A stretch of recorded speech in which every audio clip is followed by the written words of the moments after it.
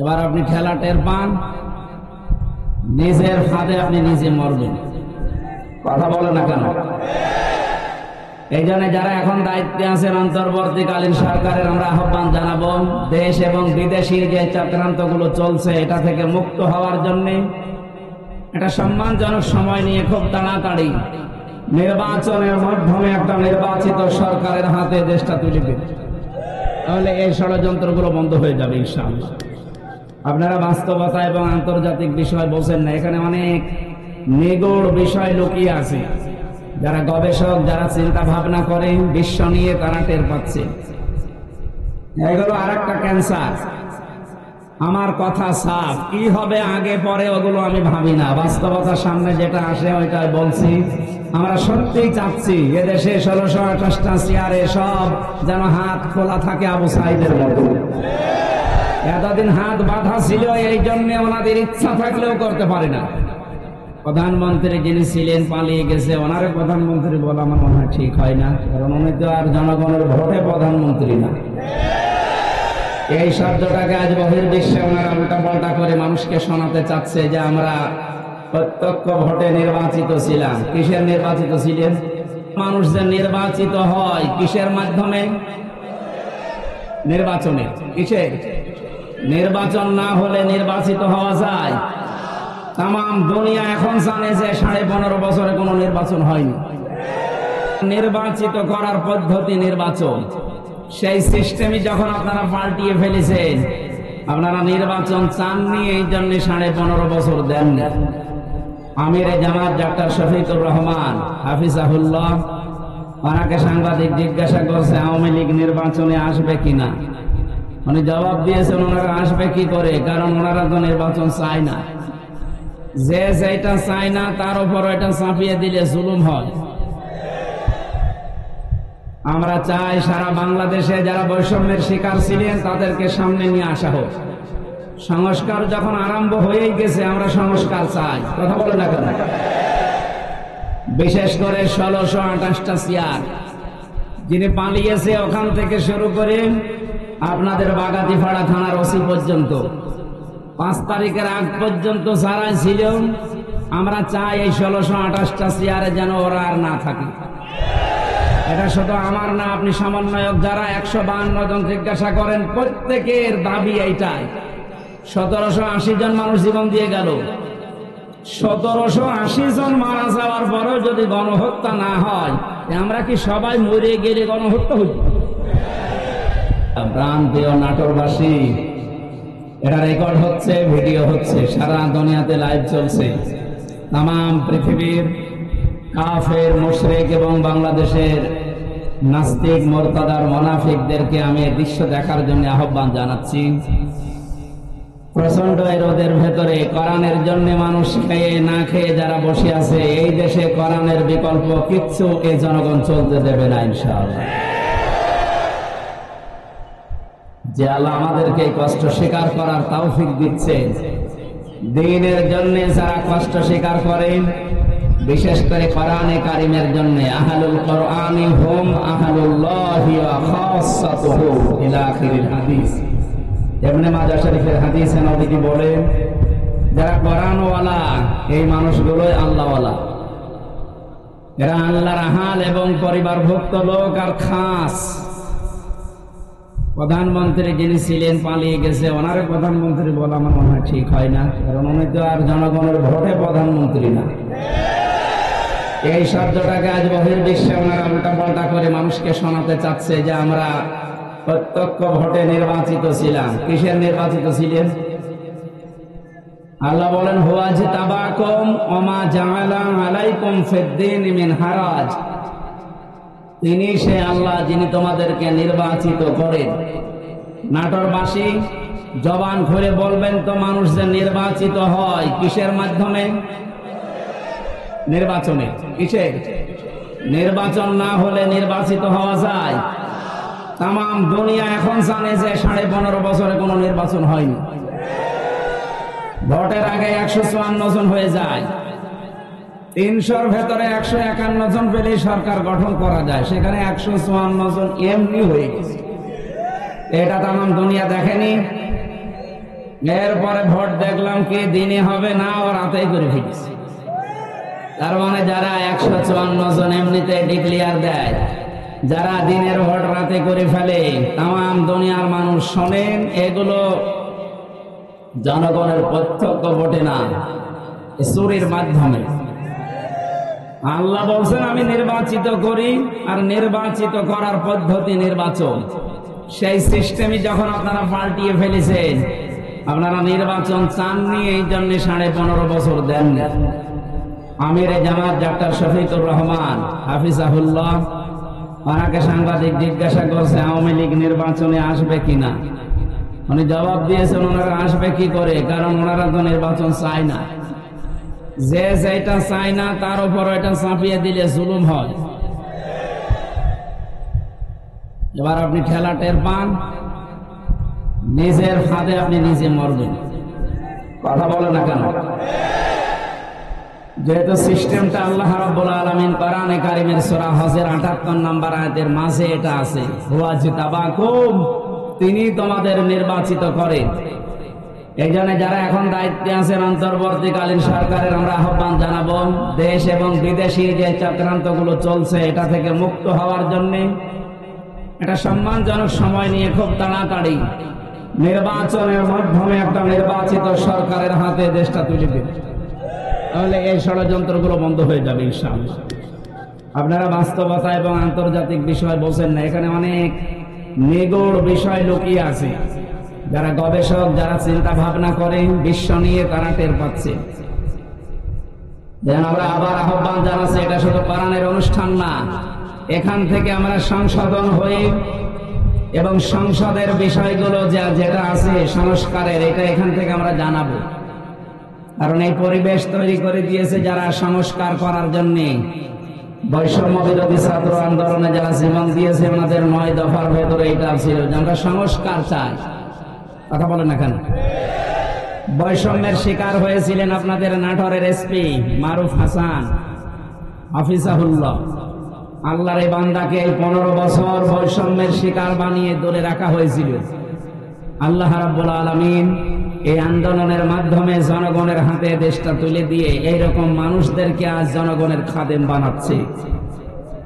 আমরা চাই সারা বাংলাদেশে যারা বৈষম্যের শিকার ছিলেন তাদেরকে সামনে নিয়ে আসা হোক। সংস্কার যখন আরম্ভ হয়েই গেছে, আমরা সংস্কার চাই। কথা বলে না কেন? বিশেষ করে 1628টা চেয়ার যিনি পালিয়েছে, ওখান থেকে শুরু করে আপনাদের বাগাতিপাড়া থানার ওসি পর্যন্ত 5 তারিখের আগ পর্যন্ত যারা ছিল, আমরা চাই এই 1628টা চেয়ারে যেন ওরা আর না থাকে। এটা শুধু আমার না, আপনি সমন্বয়ক যারা 152 জন জিজ্ঞাসা করেন, প্রত্যেকের দাবি এইটাই। 1780 জন মানুষ জীবন দিয়ে গেল।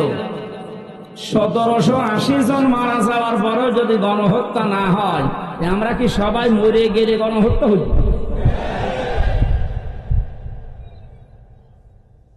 অনেকে বলছে না এরা এখনো শহীদ হয়নি, এরা এমনি এমনি ইয়ারকি মেরে জীবন দিয়েছে। আপনি দেন তো দেখি, আপনি যান, এই যে পুলিশ বসে আছে যারা গুলি চালাতো, এরা না, আপনি যান ওনাদের গুলির সামনে একটু বক্তা পেতে দেন তো, কত বড় ঈমান আপনার দেখছি। যান, শহীদ আবু সাঈদের জীবনের মায়া ছিল না? কথা বলে না কেন? জীবনের মায়া ছিল, কিন্তু যখন দেখেছে যে মুক্ত ভাবে চলতে পারি না, কথা বলতে পারি না, এই জীবন রেখে করবো কি? এই মানবতার পক্ষে থেকে শেষ পর্যন্ত জীবনটা দিয়ে আমাদেরকে একটা স্বাধীন দেশ দিয়ে গেল। একেও যদি আপনার শহীদ মনে না হয়, তো কেউ আবার কবর থেকে উঠে এসে বলবে যে এই দেখো আমি শহীদ হচ্ছি। এগুলো আর একটা ক্যান্সার। আমার কথা সাফ, কি হবে আগে পরে ওগুলো আমি ভাবি না, বাস্তবতার সামনে যেটা আসে ওইটাই বলছি। আমরা সত্যিই চাচ্ছি এদেশে 1628টা চেয়ারে সব যেন হাত খোলা থাকে আবু সাঈদের মতো। এতদিন হাত বাঁধা ছিল, এই জন্য ওনাদের ইচ্ছা থাকলেও করতে পারে না। আজকে এরা কোরআনের তাফসীর মাহফিল অনুষ্ঠান সুন্দরভাবে করার জন্য আমার হাফ কিলো দূর থেকে নিয়ে আসছে, অথচ 5 তারিখের আগে অনুষ্ঠানটায় হাফ কিলো দূর না, এখান থেকে কুষ্টিয়া 45 কিলো বাধা দিত। দোষ ওনাদের উপরে যারা ছিল এই জালেমদের। প্রশাসনকে সারা বাংলাদেশের আর দিকে লাগিয়েছে এরা। মানুষ দেখলে এখন ঘৃণা করে, অথচ পুলিশের এই পোশাকটা সম্মানের পোশাক না। আমি যতটুকু দেখেছি ওনাদের কাজ কারবার, যে অ্যাক্টিভিটিস রাত দিন, সত্যি যদি হাত খোলা অবস্থায় কাজ করতে পারে, এগুলো একেবারে জিন্দা আল্লাহর ওলি। খালি চাপে পড়ে করতে পারে না, এই জন্য মানুষ ঘৃণা করে। ওনাদের যে ডিউটির কোনো শেষ নেই। বাংলাদেশের প্রত্যেকটা দিক এবং বিভাগের ডিউটি আছে। 8 ঘন্টা আপনি ওভার টাইম করতে পারেন, ওদের কোনো ওভার টাইম নেই। 24 ঘন্টা টয়লেটে আছে, যদি কল আসে ও অর্ধেক থুয়ে দৌড় দেওয়া লাগে। হ্যাঁ, আমার দোলা ভাইও আছে। খুব পরিশ্রম করা লাগে এই চাকরিতে। বাংলাদেশে একটাই চাকরি পুলিশের, অথচ এই বাহিনীকে এ জাতির বিপক্ষে দাঁড় করিয়েছে জালেমরা। সবাই না, উপরে কয়েকজন ছিল ওই জালেমদের দোসর, ওদের কারণে আজ সারা বাংলাদেশের সব পুলিশের বদনাম। আমরা চাই ওই মানুষগুলোকে, বিশেষ করে হাউ আঙ্কেল, এই 3 ইঞ্চিরে ধরা দরকার, ধরে ওরে পিটিয়ে 6 ইঞ্চি বানানো লাগবে। এরকম কোলাঙ্গার যেগুলো ছিল, এদের কারণে দেশের মানুষ জিম্মি হয়েছিল। এখন আসেন তো সামনে, এসে মাইক কাটি নিন, আসেন। কোন মায়ের দুধ খেয়েছে আপনাকে দেখছে, আসেন। আমরা চাই এদেশে 96% মুসলমান আমরা বাস করি। কোরআনের কথা না, হাদিসের কথা না, মানবতার পক্ষে যার যতটুকু সমর্থ আছে কথা বলবে, বাধা দিবে ঠ্যাং ভেঙে ফেলাবে। কয়েকদিন আগে বাংলাদেশের গোয়েন্দা বিভাগের সর্বোচ্চ যিনি দায়িত্বে আছেন, কল দিয়েছিল, বলছে হুজুর কোরআনের কথা যেই ফোর্সে আল্লাহ জানিয়েছে ওই ফোর্সে বলবেন। 56,000 বর্গ মাইলের কোন ইঞ্চি থেকে যদি কেউ বাধা দেয়, একটু জানাবেন, ওরা একেবারে 14 বংশ উদ্ধার করে দেবে। বলো স্যার, আপনি এতদিন ছিলেন কোথায়? বলছে হুজুর আমি নতুন দায়িত্ব নিয়েছি। এই জন্য আশা করছি, উনি যেটা বলছিলেন যে আমি মুসলমান হিসাবে আমার যে দায়িত্ব আল্লাহ রাসূল দিয়েছেন, আমার ঈমান আছে, আমি ঈমানকে সামনে নিয়ে পালন করব। আর আমরা এইটাই চাই। কথা বলে না কেন? ক্ষমতায় কে যাবে না যাবে ওটা আমার দেখার দরকার নেই। আমার দেখার দরকার যে এই দেশে আল্লাহর বিধান কে বেশি পালন করতে পারে। আর আমরা এই অনুষ্ঠানগুলো আমরা ওই নিয়তেই করি। আজকে এসপি সাহেব দল দিয়ে বলছিল এই জেলায় নাকি সবচাইতে বেশি আত্মহত্যার প্রবণতা বাড়তেছে। এই এলাকায় আছে কিনা জানি না। আত্মহত্যা এই শব্দটা শুনলেই কেমন শরীর শিউরে ওঠে। কোরআনে 500 কবিরা গুনার কথা আছে, এটা একটা। কেউ যদি আত্মহত্যা করে, ওয়ালা তাকতুলু আনফুসাকুম, আল্লাহ বলেন আত্মহত্যা করো না। কে বলছে? সুতরাং আপনারা মুসলমান, আল্লাহর আদেশ মেনে চলবেন। যত কষ্ট হোক জীবন চালাতে, যার যত বেশি কষ্ট হবে, আখিরাতে তার জন্য আল্লাহ তত বড় বাগান তৈরি করবে। যে লোকটা 20 তলা বিল্ডিং এর মালিক, প্রতি মাসে 5 লাখ টাকা ভাড়া তোলে, আরামে খায় আর আল্লাহ আল্লাহ করে, ওর চাইতে যে লোকটা ভ্যান চালাচ্ছে, মাথার ঘাম পায়ে ফেলে জীবন চালাচ্ছে, এর টাকা ওর চাইতে 100 ভাগ আলাদা। জান্নাত যখন আল্লাহ দেবে, এই 20 তলা বিল্ডিং এর মালিকের চাইতে ভ্যান চালককে আল্লাহ আগে দেবে। আপনারা রাজশাহী বিভাগ না এটা? রাজশাহী বিভাগের মানুষ তো, আর টাকা পয়সা আছে আপনাদের। গরিব মানুষ আছে রংপুরে। এ বিভাগের মানুষেরা গরিব গো।